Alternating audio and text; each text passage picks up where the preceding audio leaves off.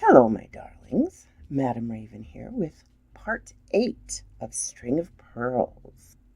The Sweeney Todd, the Demon Barber of Fleet Street, Penny Dreadful.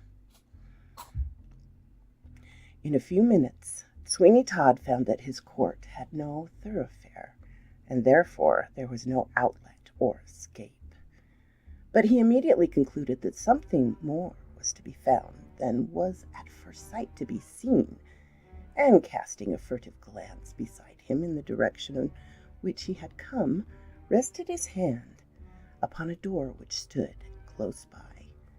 The door gave way, and Sweeney Todd, hearing, as he imagined, a noise in the street, dashed in and closed the door.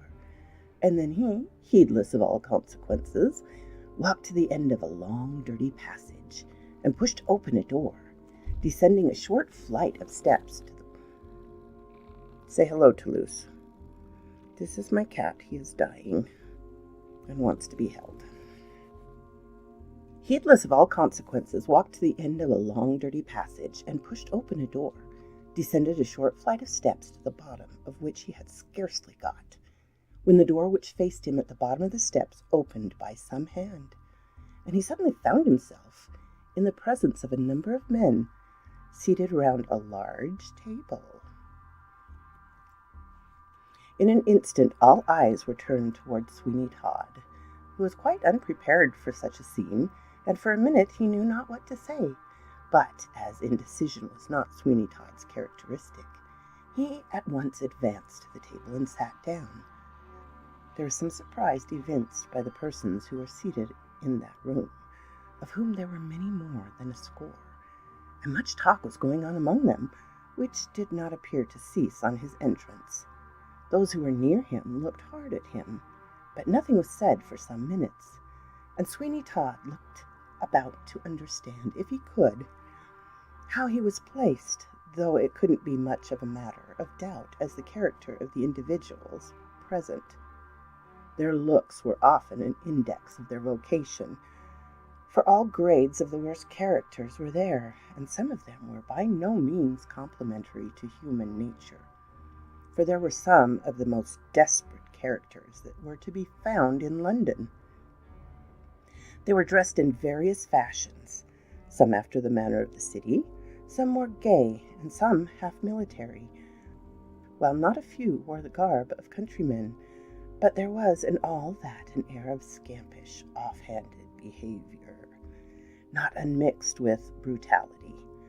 "Friend," said one, who sat near him, "how came you here? Are you known here?" "I came here because I found the door open.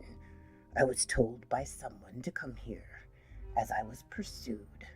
"Pursued?" "Aye, someone running after me, you know." "I know what being pursued is," the man replied, "and yet I know nothing of you." "That is not at all astonishing," said Sweeney, "seeing as I never saw you before, nor you me. But that makes no difference.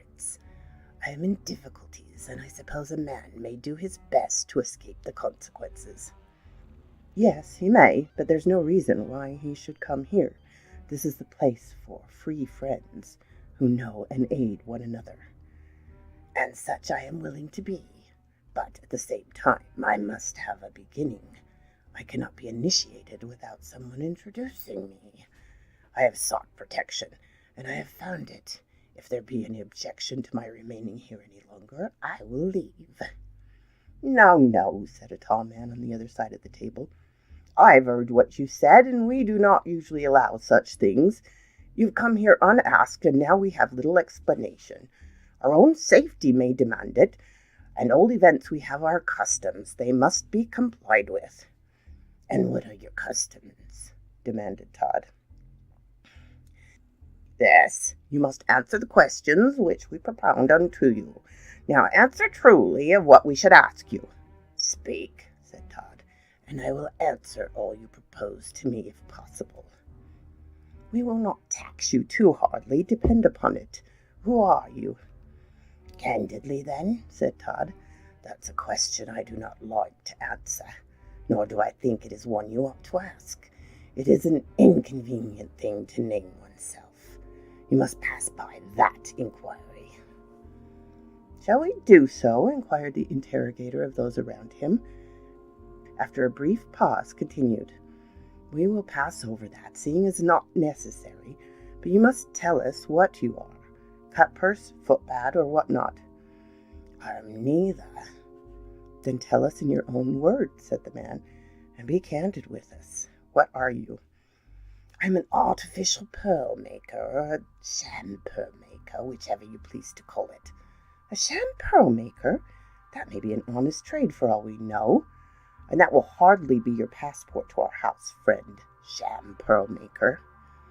"That may be as you say," said Todd, "but I will challenge any man to equal me in my calling. I have made pearls that would pass with almost a lapidary, and which would pass with nearly all the nobility." "I begin to understand you, friend, but I'd wish to have some proof of what you say. We may hear a very good tale, and yet none of it shall be true.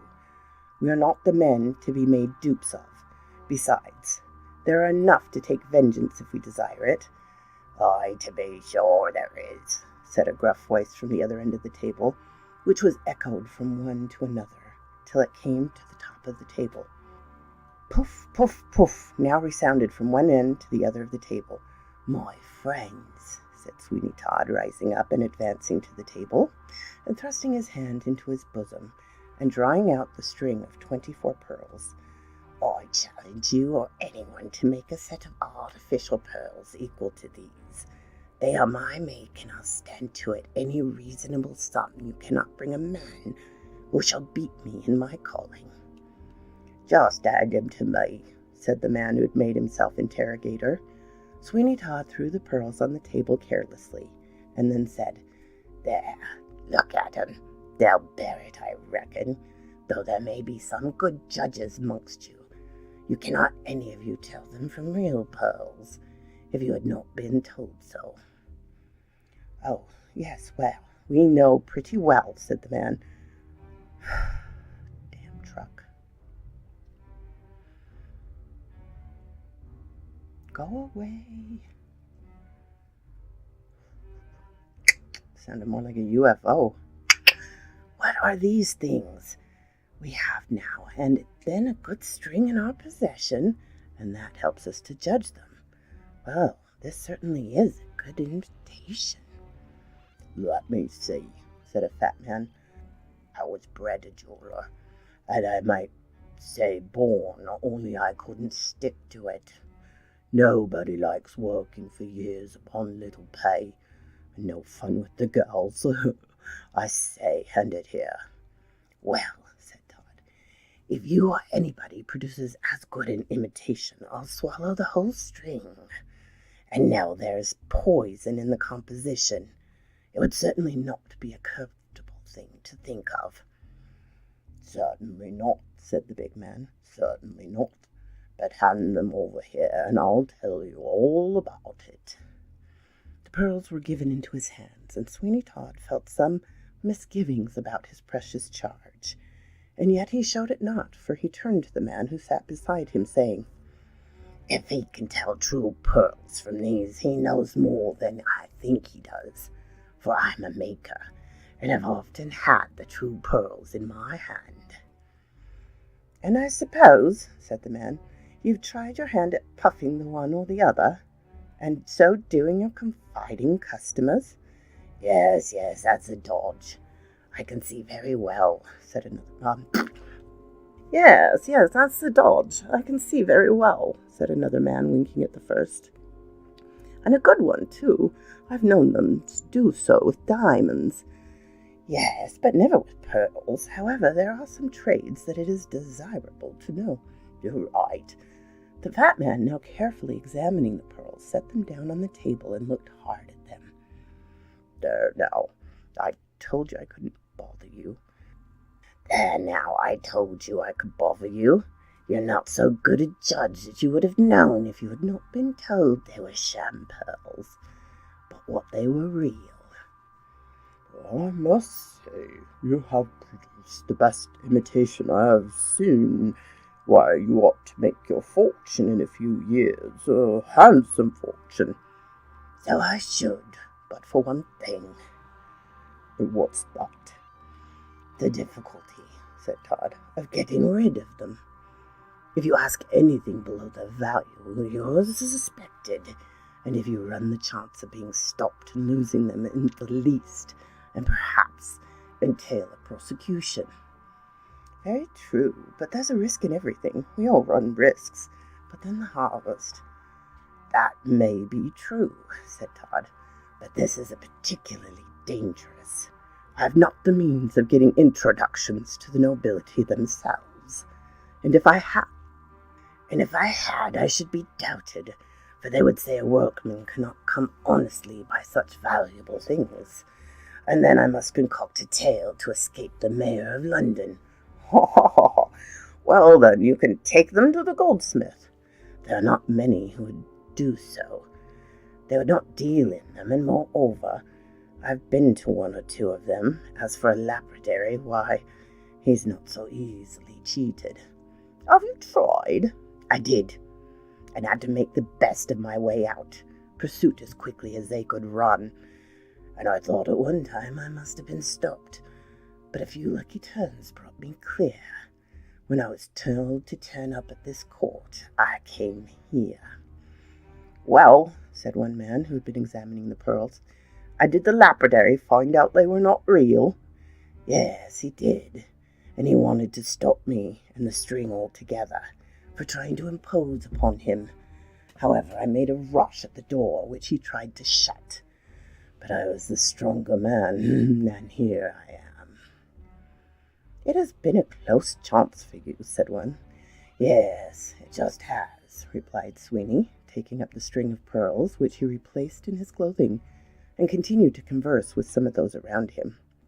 Things now subsided into their general course, and little notice was taken of Sweeney. There was some drink on the board, of which all partook.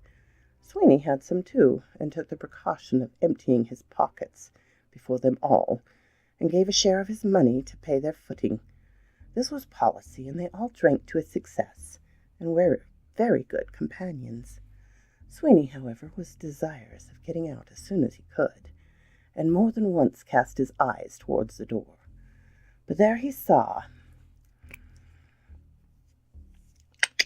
there were eyes upon him, and dared not excite suspicion, for he might undo all that he had done. To lose the precious treasure he had possessed would be maddening, and he had succeeded to admiration in inducing the belief that what he showed them was merely a counterfeit.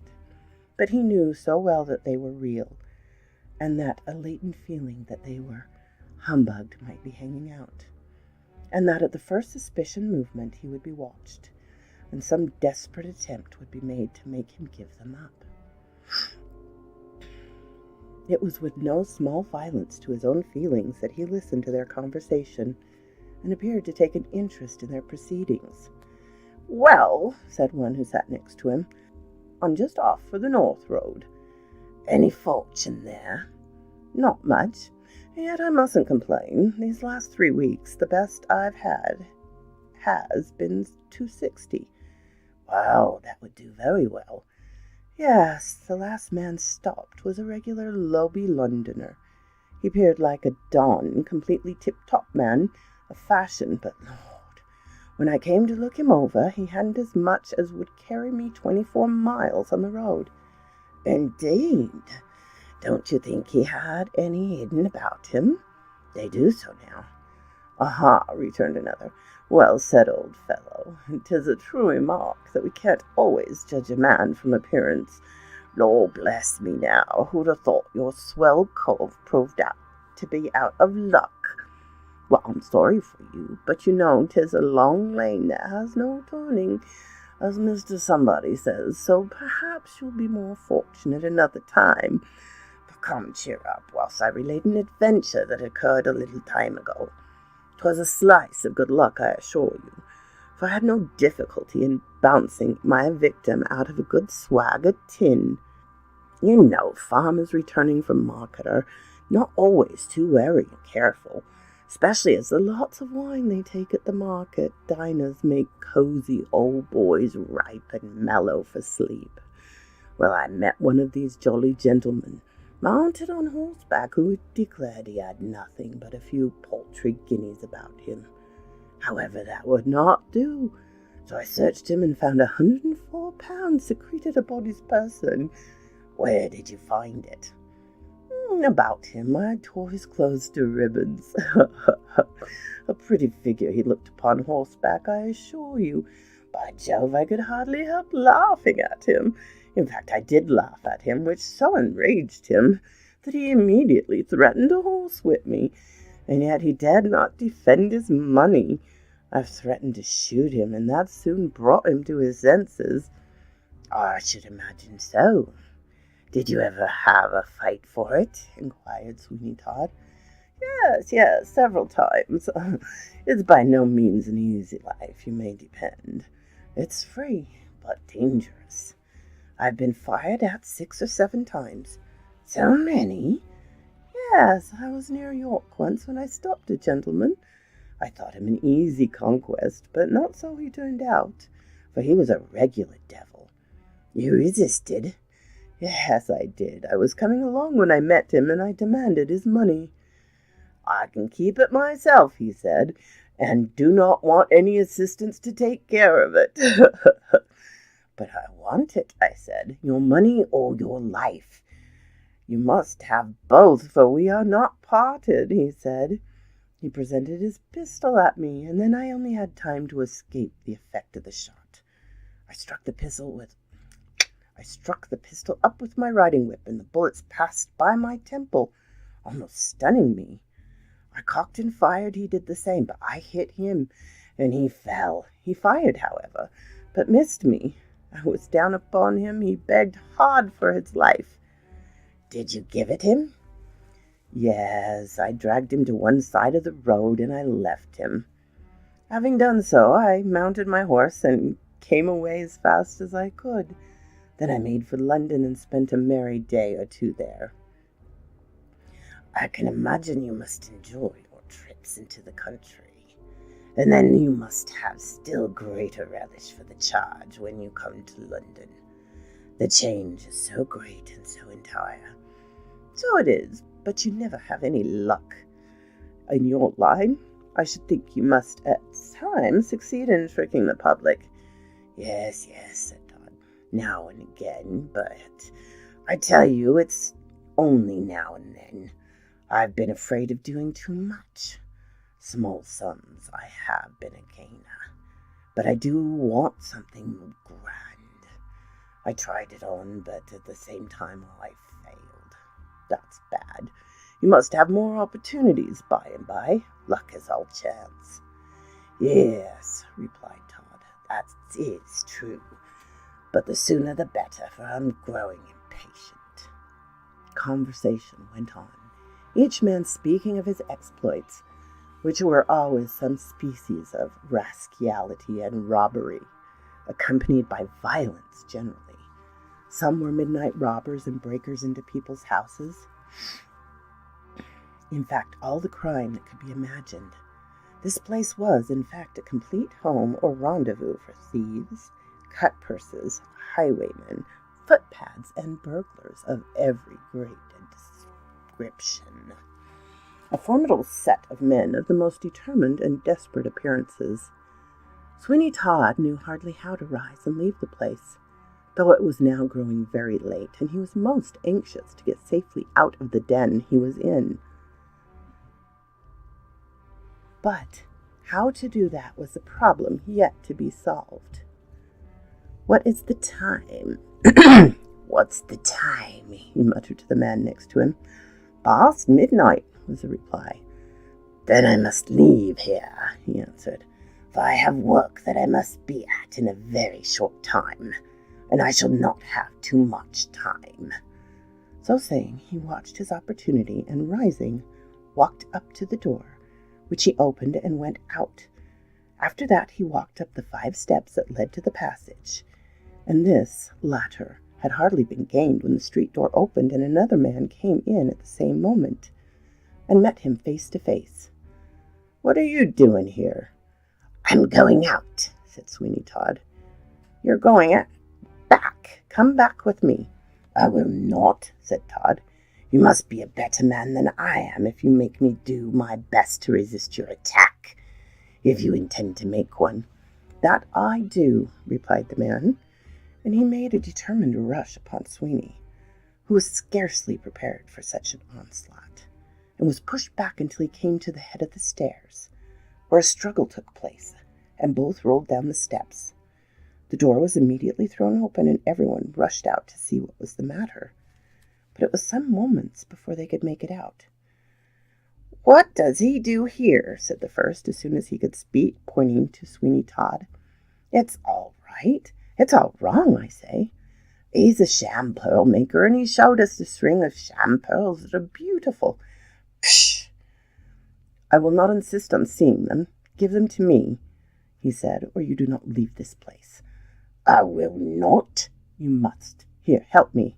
"But I don't want help. I can do it myself." As he spoke, he made a desperate attempt to collar Sweeney and pull him to the earth. But he had miscalculated his strength when he imagined he was superior to Todd, who was by far the more powerful man of the two, and resisted the attack with success.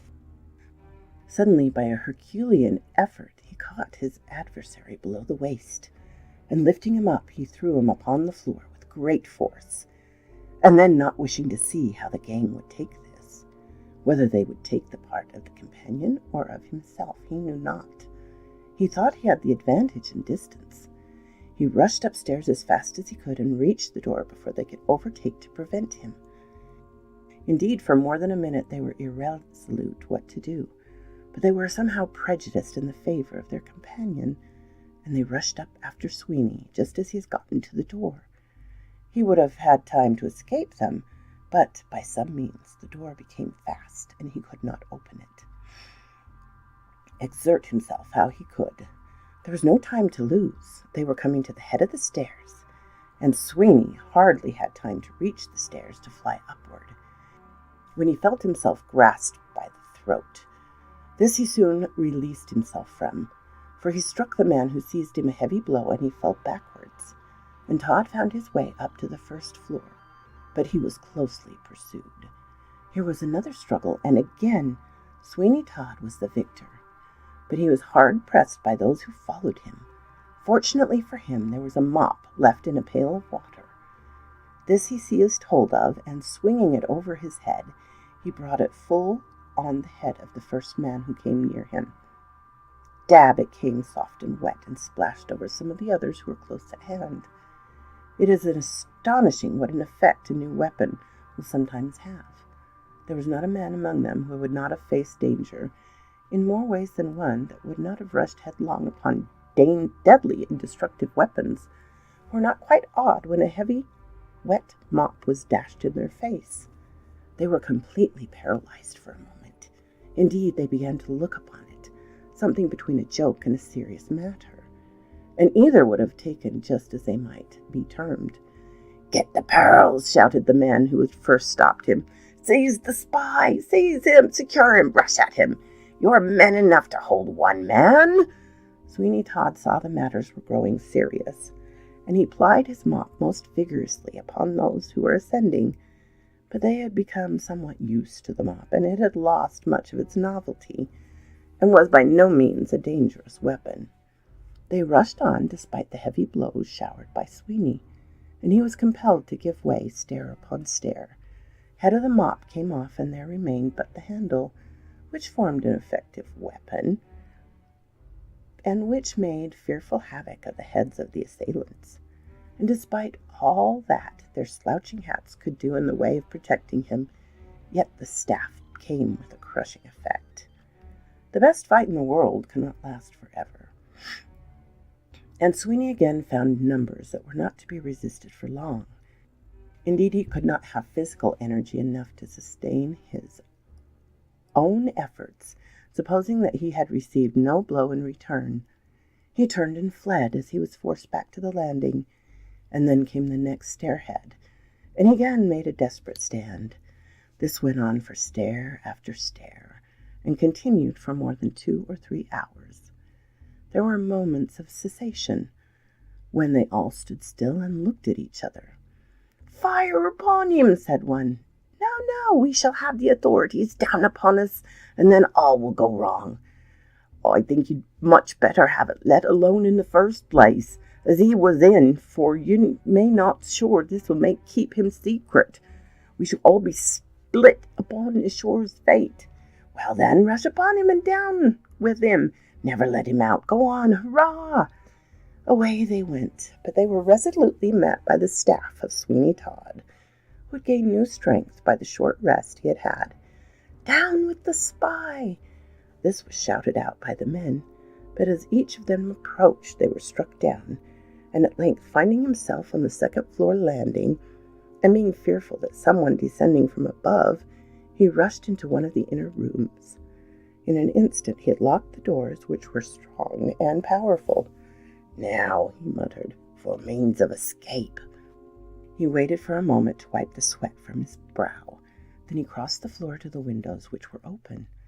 They were the old-fashioned back windows with heavy ornamental work, which some houses possessed, and overhung the low doorway and protected them from the weather. "This'll do," he said as he looked down on the pavement. "This'll do. I'll try to descend this if I fail." The people on the other side of the door were exerting all their force to break it open. It had already been given one or two ominous creaks, and a few more minutes would probably let them in the room. The streets were clear, no human being was moving about, and there were faint signs of approaching morning. He paused a moment to inhale the fresh breath. Then he got outside of the window. By means of the sound oaken ornaments, he contrived to get down to the drawing-room balcony, and then he soon got down into the street.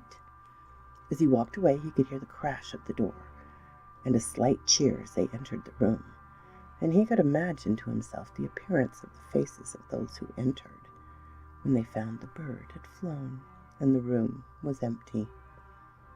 Sweeney Todd had not far to go. He soon turned into Fleet Street, and made for his own house. He looked about him, but there was none near him. He was tired and exhausted, and right glad was he when he found himself at his own door. Then stealthily he put the key into the door, and slowly entered his house. So quoth this raven.